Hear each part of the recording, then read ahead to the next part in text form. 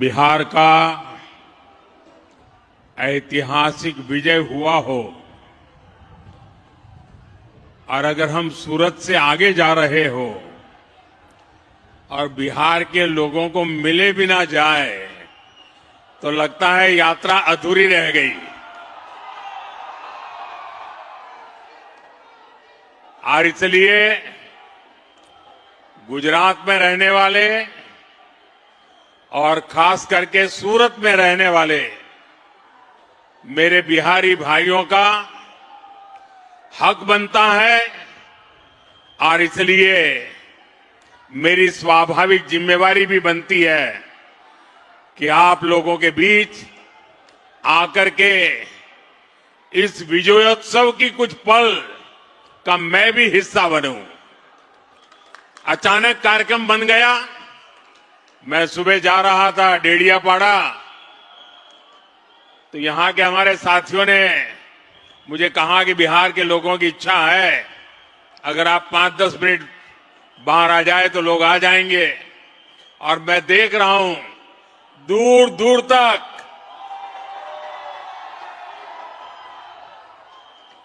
काफी मात्रा में लोग बाहर भी दिखते हैं। साथियों, आप भी जानते हैं, बिहार के लोग भी जानते हैं, हम वो पार्टी हैं। जब हम गुजरात में मुख्यमंत्री के रूप में आपने मुझे काम दिया था तब भी हमारा एक मंत्र था कि भारत के विकास के लिए गुजरात का विकास। हमारी मूलभूत सोच रही है ये हमारा देश नेशन फर्स्ट। और इसलिए काम भले गुजरात में करते थे, काम भले गुजरात की जिम्मेवारी को निभाने का था, लेकिन गुजरात का विकास भी भारत के विकास के लिए। यही मंत्र हमारे लिए हिंदुस्तान का हर कोना, हिंदुस्तान का हर राज्य, हिंदुस्तान का हर भाषा भाषी नागरिक, ये हमारे लिए पूजनीय है, वंदनीय है। और इसलिए बिहार का भी गौरव करना, बिहार के सामर्थ्य का स्वीकार करना, ये हमारे लिए बहुत सहज बात है। और मैं सूरत के मीडिया के लोगों को कहूंगा कि वे लोग थोड़ा रिसर्च करेंगे तो उनके अखबारों में एक चीज छपी हुई है। जब बिहार के 100 साल हुए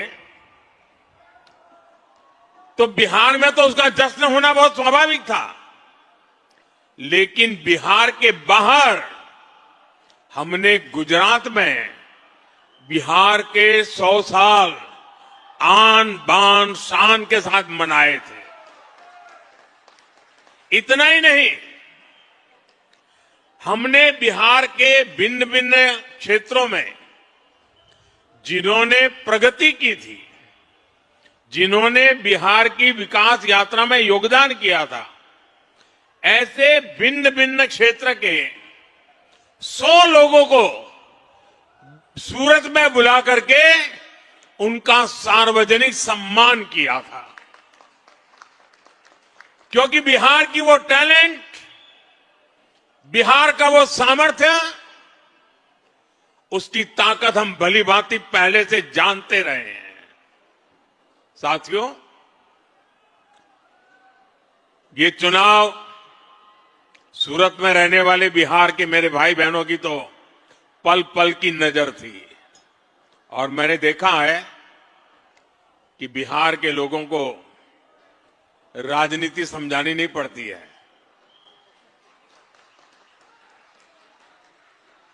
वो दुनिया को राजनीति समझाने की ताकत रखते हैं।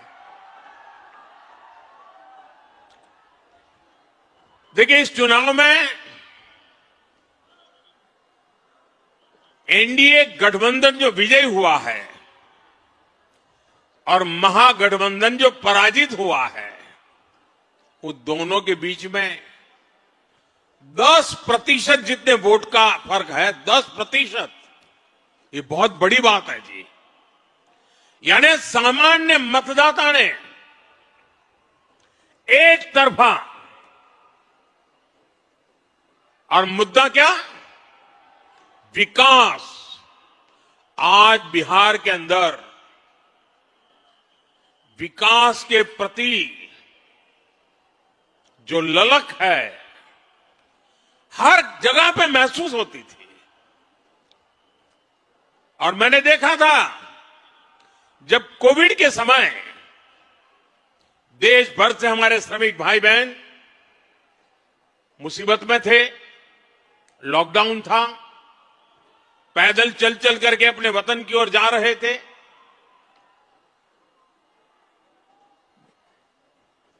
ट्रेन में लोगों को ले जाना यह भी चिंता का विषय था, कहीं फैल न जाए।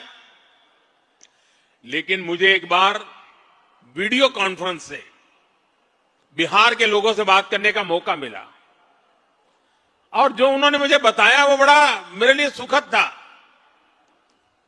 वे पैदल गए थे, कई लंबे लंबे समय तक पैदल चले, कहीं व्हीकल मिला फिर पैदल गए। कुछ लोगों ने वहां जाकर के इस समय का उपयोग करके कोई न कोई व्यवसाय शुरू किया। और जब मेरी उनसे वीडियो कॉन्फ्रेंस में बात हुई तो मैं हैरान था कि इतने कम समय में उन्होंने इतनी प्रगति कर दी थी। तो उन्होंने कहा, कोविड हमारे लिए तो आशीर्वाद बन गया। बोले, अब हम तो किसी राज्य में वापस नहीं जाएंगे, हम तो यहीं रहेंगे। ये बिहार के लोगों की ताकत है। और वही बिहार आज दुनिया भर में छाया हुआ है। दुनिया में कहीं जाइए, बिहार की टैलेंट आपको नजर आएगी। और ऐसा बिहार अब विकास में नई ऊंचाई को प्राप्त करने का मिजाज दिखा रहा है।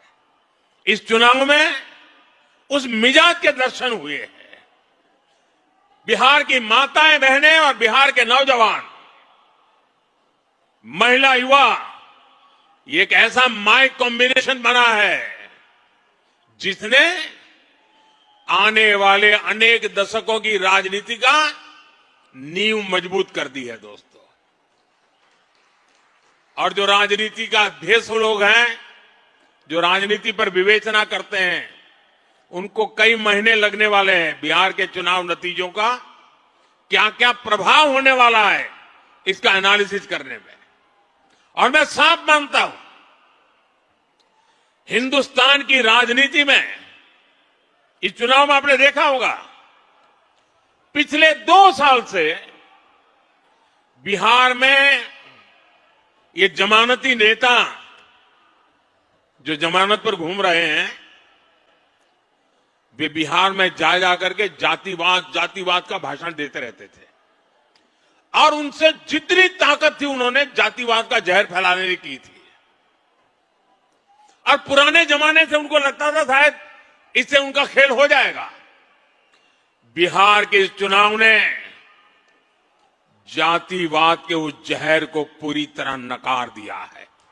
ये देश के लिए बहुत ही उज्जवल संकेत है। बिहार के अंदर सार्वजनिक कार्यक्रमों में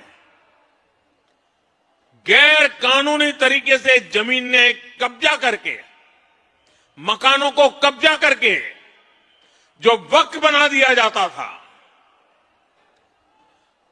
हमने देखा था तमिलनाडु में हजार साल पुराने गांव के गांव वक्फ प्रॉपर्टी बना दिए गए थे। देश भर में चिंता बन पड़ी थी।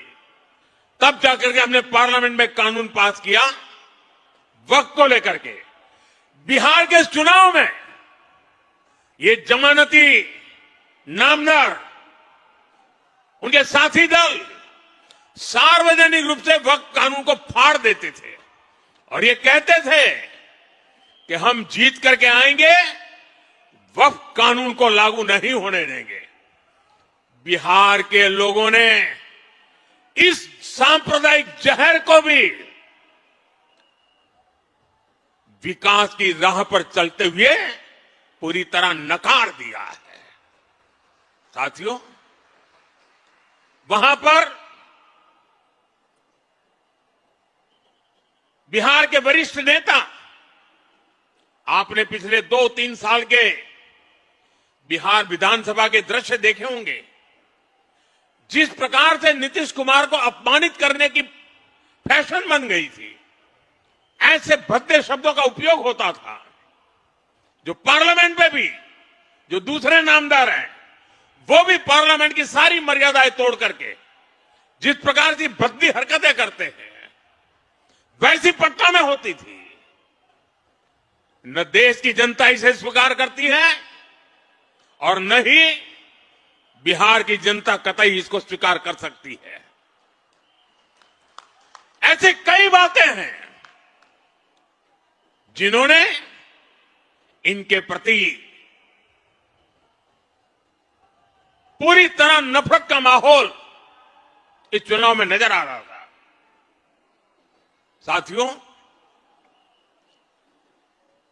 समाज के सब वर्ग ने, बिहार के सभी क्षेत्र ने एनडीए के साथी दलों को अभूतपूर्व समर्थन दिया है। अगर मैं जहां दलित समुदाय के प्रभाव वाले क्षेत्र वाली सीटें हैं, 38 सीटें,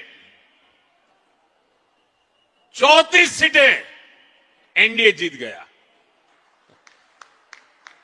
ये इतना बड़ा झूठ फैलाते थे, दलित समाज ने उनको ठुकरा दिया। साथियों, देश ये मुस्लिम लीगी माओवादी कांग्रेस को एमएमसी, मुस्लिम लीगी माओवादी कांग्रेस, देश तो अस्वीकार कर चुकी है। कांग्रेस पार्टी में जो राष्ट्रीय विचारों से पले बड़े लोग हैं, जिन्होंने कभी इंदिरा जी और राजीव गांधी जैसे लोगों के नेतृत्व में काम किया है, ऐसे कांग्रेस का बहुत बड़ा वर्ग ये नामदार की हरकतों से दुखी है। वो कहते हैं कांग्रेस को कोई बचा नहीं सकता है। ये हालत हो गई है। 1-2 दशक में 50-50, 60 साल तक एक चक्री राज करने वाले लोग इस प्रकार से खत्म हो जाएं, ये साफ साफ उनके लिए आत्मनिरीक्षण का विषय है। वे अपने साथियों को भी पराजय के कारण नहीं समझा पा रहे, वे अपनी पार्टी को भी पराजय के कारण समझा नहीं पा रहे हैं, और इसलिए सरल रास्ता ढूंढ लिया है। कभी ईवीएम हरा देता है, कभी इलेक्शन कमीशन हरा देता है, कभी मतदाता सूची का शुद्धिकरण हरा देता है। एक ऐसी बहानेबाजी उन्होंने खोज ली है। वो बहानेबाजी खुद को तो शायद कुछ दिन ठीक रखेगी, लंबे अरसे तक उनकी कैडर को स्वीकार्य नहीं होगा। मुझे मालूम है, पार्लियामेंट में जब युवा कांग्रेस के सांसद मिलते हैं, जो फर्स्ट टाइम कांग्रेस के सांसद है या उनके इंडिया अलायंस के सांसद है, वो मिलते हो कहते हैं साहब क्या करें, हमारी तो कैरियर खत्म हो रही। मैंने कहा क्या हुआ? बोले हमें संसद में बोलने का अवसर ही नहीं मिल रहा है, हर बार संसद को ताले लगा दो, यही करते रहते हैं। वो अपने क्षेत्र में जवाब नहीं दे पा रहे हैं। वो कह रहे हैं अगर हम हमारे क्षेत्र के विषयों को संसद में नहीं उठाएंगे तो दोबारा हमें कौन भेजेगा? पूरा युवा वर्ग कांग्रेस का जो पहली बार पार्लियामेंट में आया है, वे अपने भविष्य को लेकर के चिंतित हो गया है। साथियों, ऐसी स्थिति में हमारी जिम्मेवारी और बढ़ जाती है। हमें विकास की नई ऊंचाइयों को पार करना है। हमें विकसित भारत के संकल्प को पूरा करके रहना है। दोस्तों, मैं जानता हूं स्वदेशी उनके मुंह से नहीं निकलता है, आत्मनिर्भर भारत उनके मुंह से नहीं निकलता है, विकसित भारत बनना चाहिए वो नहीं निकलता है, क्योंकि उनकी प्राथमिकता ही यह देश नहीं है, ये देश के लोग नहीं है, ये देश के लोगों का भविष्य नहीं है। मैं नौजवान साथियों को कहना चाहता हूं,